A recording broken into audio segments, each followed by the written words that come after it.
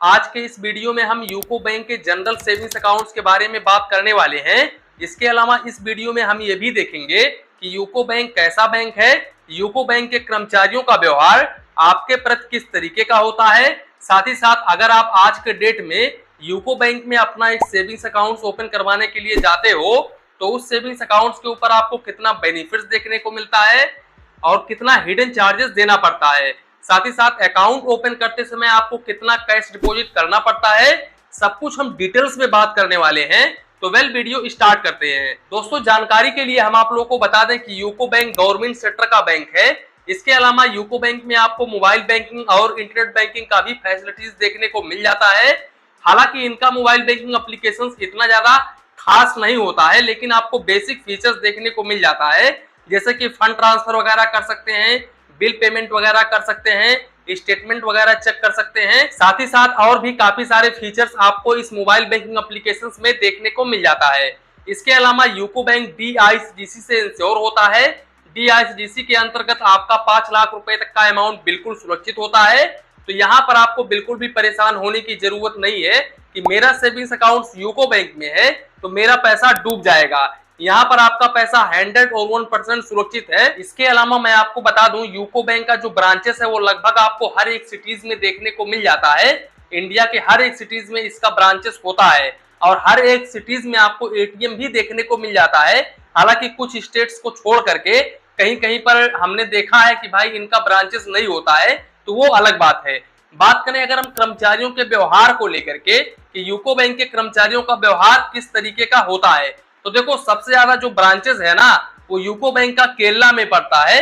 तो केरला में जितने भी कर्मचारी होते हैं वो काफी अच्छे होते हैं। आप कोई भी काम करवाने के लिए जाओगे तो आपका काम महज 15 से 20 मिनट में हो जाता है। अगर दूसरे किसी स्टेट में है, जैसे कि उत्तर प्रदेश में है, बिहार में है, मध्य प्रदेश में है, झारखंड में है, तो यहाँ पर थोड़ी बहुत समस्या आती है क्योंकि यहाँ पर कर्मचारियों का व्यवहार उतना सही नहीं होता है। अब यहाँ पर मैं स्टेट वाइज कंपेयर नहीं कर रहा हूँ, लेकिन भाई केरला में भी कहीं कहीं किसी किसी ब्रांचेस में इनके कर्मचारी इतने अच्छे नहीं होते हैं। अब गवर्नमेंट बैंक है तो आप सोच सकते हो कि गवर्नमेंट बैंक के कर्मचारी किस तरीके से कस्टमर से व्यवहार करते होंगे। यहाँ पर आपको प्राइवेट बैंकों के जैसा अनुभव बिल्कुल भी देखने को नहीं मिलता है। दूसरी बात, अगर हम सबसे पहले इंटरेस्ट रेट को लेकर के बात करें तो देखो आज के डेट में यूको बैंक आपको 2.50% पर एनम का रेट ऑफ इंटरेस्ट ऑफर करता है। और इस जनरल सेविंग्स अकाउंट्स को ओपन करवाने के लिए आपका जो एज है वो 18 ईयर्स प्लस होना चाहिए। डॉक्यूमेंट्स में आधार कार्ड, पैन कार्ड वगैरह देना पड़ेगा और अकाउंट ओपन करते समय आपको 3 फिजिकल फोटो देना पड़ेगा। साथ ही साथ अप टू 2000 रुपए की डिपॉजिट करनी पड़ेगी। और सबसे अच्छी बात यह है कि इस अकाउंट को आप ऑनलाइन यूको बैंक के वेबसाइट के माध्यम से ओपन कर सकते हो वीडियो KYC के जरिए। लेकिन शर्त इतनी है कि भाई आपके पास में आधार कार्ड, पैन कार्ड होना चाहिए, आधार कार्ड से पैन कार्ड लिंक होना चाहिए और आधार कार्ड से जो मोबाइल नंबर लिंक है वो मोबाइल नंबर आपके पास होना चाहिए। वीडियो KYC के माध्यम से बहुत ही इजीली आप अपना सेविंग्स अकाउंट घर बैठे ओपन कर सकते हो। अगर आप घर बैठे ओपन करना चाहते हो तो इसका लिंक मैं डिस्क्रिप्शन बॉक्स में डाल दूंगा। उस लिंक पर आप क्लिक करके बहुत ही आसानी तरीके से अपना सेविंग्स अकाउंट ओपन कर सकते हो। अब दोस्तों हम आते हैं इनके थोड़ा सा सर्विस चार्जेस के ऊपर। तो सबसे पहले अगर हम मिनिमम बैलेंस को लेकर के बात करें तो रूरल में 500 रुपए, सेमी अर्बन में 1000 रुपीज, अर्बन और मेट्रो सिटीज में 2000 rupees quarterly average balance maintain करके चलना पड़ता है। और अगर आप इस मिनिमम बैलेंस को मेंटेन नहीं करते हो तो पहले आपको 150 रुपए प्लस 18% GST मैक्सिमम चार्जेस देना पड़ता था पर क्वार्टर, लेकिन अब ये चार्जेस पूरी तरीके से वेव ऑफ कर दिया गया है। देखिए यहाँ पर मैंने ऑलरेडी लिखा हुआ है minimum balance charges wave of 1/10/2025, यानी कि 1 अक्टूबर 2025 से भाई मिनिमम बैलेंस चार्जेस पूरी तरीके से हटा दिया गया है। तो मिनिमम बैलेंस के ऊपर आपको चार्जेस नहीं देना पड़ेगा। इसके अलावा अगर हम बात करें चेकबुक को लेकर के तो यहाँ पर आपको 25 पेज का चेकबुक पर फाइनेंशियल ईयर बिल्कुल फ्री ऑफ कॉस्ट में देखने को मिल जाता है। एक्स्ट्रा चेकबुक अगर आप लेते हो तो फिर इस केस में आपको 4 रुपए 24 पैसे प्लस GST पर पेज का चार्जेस देना पड़ता है। साथ ही साथ ATM कार्ड को लेकर के बात करें तो यहाँ पर आपको वीजा डेबिट कार्ड बिल्कुल फ्री ऑफ कॉस्ट में देखने को मिल जाता है। अब देखो जहां पर इन्होंने जनरल सेविंग्स अकाउंट्स का सर्विस चार्जेस लिखा हुआ है ना, वहां पर इन्होंने क्लियरिफिकेशन के साथ में लिखा है कि भाई visa debit card free of cost है, लेकिन जब आप इनके सर्विस चार्जेस में घुसोगे ना, तो वहां पर आपको पता चलेगा कि भाई हमको कितना चार्जेस देना पड़ेगा। तो देखो, वीजा डेबिट कार्ड के ऊपर आपको annual maintenance charges, issuance fees, री इशुएंस फीस ओनली 175 रुपए प्लस जीएसटी देना पड़ता है। और इस डेबिट कार्ड से इनके ओन बैंक के एटीएम से एक महीने में आप 5 फाइनेंशियल और नॉन फाइनेंशियल ट्रांजेक्शन कर सकते हो। और अगर आप इस लिमिट को क्रॉस करते हो तो फिर इस केस में फाइनेंशियल ट्रांजेक्शन के ऊपर 11 रुपए प्लस जीएसटी और नॉन फाइनेंशियल ट्रांजेक्शन के ऊपर 6 रुपए plus GST per transaction charges देना पड़ता है। और भाई इस डेबिट कार्ड से किसी दूसरे बैंक के एटीएम से अगर आप ट्रांजेक्शन करते हो तो फिर इस केस में यहां पर भी आप एक महीने में 5 फाइनेंशियल और नॉन फाइनेंशियल ट्रांजेक्शन कर सकते हो। और मेट्रो सिटी से एक महीने में आप 3 फाइनेंशियल और नॉन फाइनेंशियल ट्रांजेक्शन कर सकते हो। अगर आप यहां पर इस लिमिट को क्रॉस करते हो तो फिर इस केस में फाइनेंशियल ट्रांजेक्शन के ऊपर 23 रुपए प्लस जीएसटी और नॉन फाइनेंशियल ट्रांजेक्शन के ऊपर 11 रुपए plus GST per transaction charges देना पड़ता है। दोस्तों, जानकारी के लिए हम आप लोग को बता दें कि इस डेबिट कार्ड से आप पर डे 25,000 रुपए निकाल सकते हो और 50,000 रुपए तक ऑनलाइन ट्रांजेक्शन कर सकते हो। इसके अलावा यहाँ पर आपको एसएमएस अलर्ट के ऊपर भी चार्जेस देना पड़ता है। 80 पैसे प्लस जीएसटी पर एसएमएस चार्जेस देना पड़ता है और मैक्सिमम आपको 20 रुपए प्लस जीएसटी क्वार्टरली यानी कि प्रति 3 महीने में चार्जेस देना पड़ता है।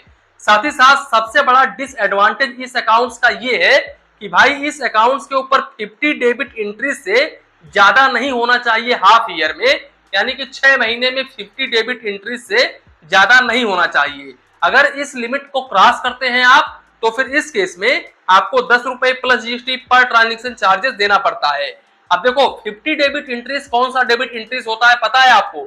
जैसे कि आपने चेकबुक से पैसे वगैरह निकाला, इसके अलावा पासबुक लेकर के गए ब्रांच में पैसा निकाले, तो फिर वो जो इंट्रीज होगा वो यहाँ पर काउंट होगा।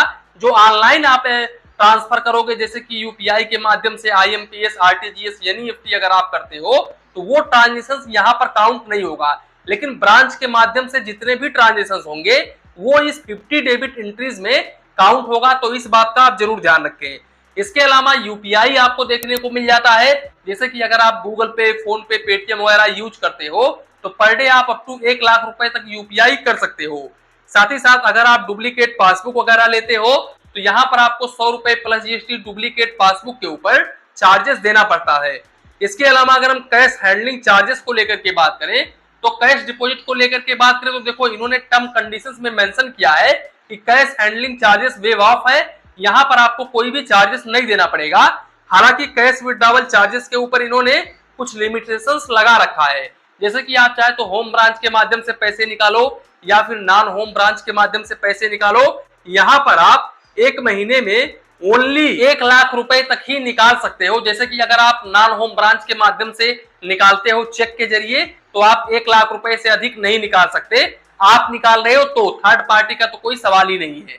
अब अगर आप होम ब्रांच के माध्यम से निकाल रहे हो तो एक महीने में आप 5 बार पैसे निकाल सकते हो। तो ये इनका कुछ टर्म कंडीशंस है और इसके ऊपर अगर आप निकालते हो तो हो सकता है बैंक अलाउ ना करे या फिर अलाउ करता हो तो फिर आपको सर्विस चार्जेस देना पड़े। यहाँ पर इस सर्विस चार्जेस के बारे में यूको बैंक ने मेंशन नहीं किया है, हालांकि इन्होंने लिखा हुआ है कि प्रीवियस सर्विस चार्जेस में मैंने मेंशन किया है, लेकिन इनका जो पहले का सर्विस चार्जेस है वो इनके वेबसाइट पर दिखता नहीं है। मैंने काफी ज्यादा खोजा लेकिन मिला नहीं। वैसे भाई यूको बैंक का जनरल सेविंग्स अकाउंट इतना बेकार सेविंग्स अकाउंट भी नहीं है, ये काफी अच्छा सेविंग्स अकाउंट है और यूको बैंक गवर्नमेंट बैंक है, तो आप इस बैंक के ऊपर बिलीव कर सकते हो और आप इस बैंक में अपना एक सेविंग्स अकाउंट ओपन करवा सकते हो। इनका मोबाइल बैंकिंग एप्लीकेशंस अगर मैं बैंक ऑफ बड़ौदा और एसबीआई योनो को हटा दूं तो भाई सभी गवर्नमेंट बैंकों के मुकाबले इनका मोबाइल बैंकिंग एप्लीकेशंस काफी ज्यादा शानदार होता है। तो दोस्तों, कुल मिलाकर के ये था आज का वीडियो। यहीं पर वीडियो को समाप्त करते हैं।